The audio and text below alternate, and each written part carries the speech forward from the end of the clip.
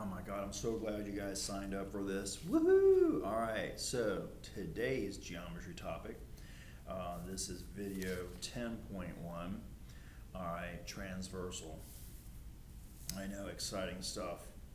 All right, so are you ready for this? All a transversal is, it's really lame. All a transversal is a line that intersects two or more lines. So look at line L here, look at line M.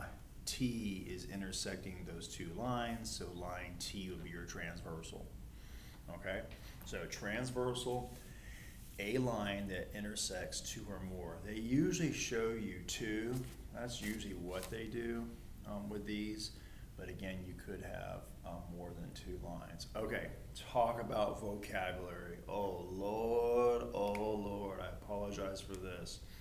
All right, so when you have two lines that are cut by a transversal, it creates these pairs of angles, and there's 1, 2, 3, 4 of them. So I'm going to try to run through them and see what we can do for you. All right, corresponding is the first name you got to learn. And the first example that they gave was 1 and 5. Okay, so let's take a look where 1 and 5 is. Okay, so look, 1 is to the left of the transversal, and 5 is also to the left of the transversal. But at the same time, 1 is above the line L, and 5 is above line M. So they're in the same position, okay? So they're both to the left and both above, and that's why they correspond. So 1 and 5, okay? So look at 2. 2 is to the right and above, and 6 is to the right and above. So look, 2 and 6 will correspond. What was that? Oh yeah, 4 and 8 are also on the left, but they're both below, so 4 and 8 are corresponding. And then finally look, 3 and 7 are both below and to the right. Okay, so corresponding angles, if you will, they're in the same position. They're either both above, to the right, you got it. All right, alternate interior.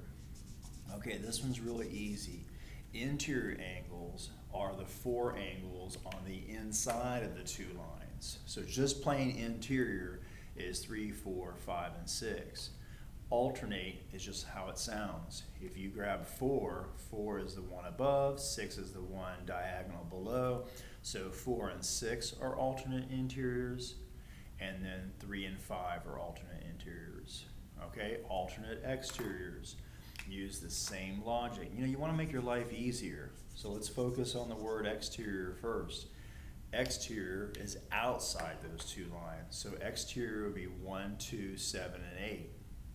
But I want alternate exterior. So if you grab 1, 1 is to the left, 7 is to the right. So 1 and 7. And then finally 2 and 8. Okay, consecutive interior angles. Well, you already know what interior angles are. You know interior angles are 3, 4, 5, and 6. You've done alternating or alternate, so consecutive just means it'll be on the same side. So 4 and 5 are consecutive interiors, and then 3 and 6 are consecutive interiors. Okay, so you're basically just naming these angles. The lines can be parallel. That's where we're going next.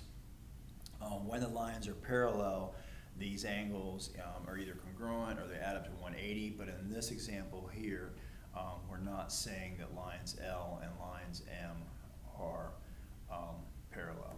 Okay, I hope this helps, okay? All right, we'll talk to you guys soon.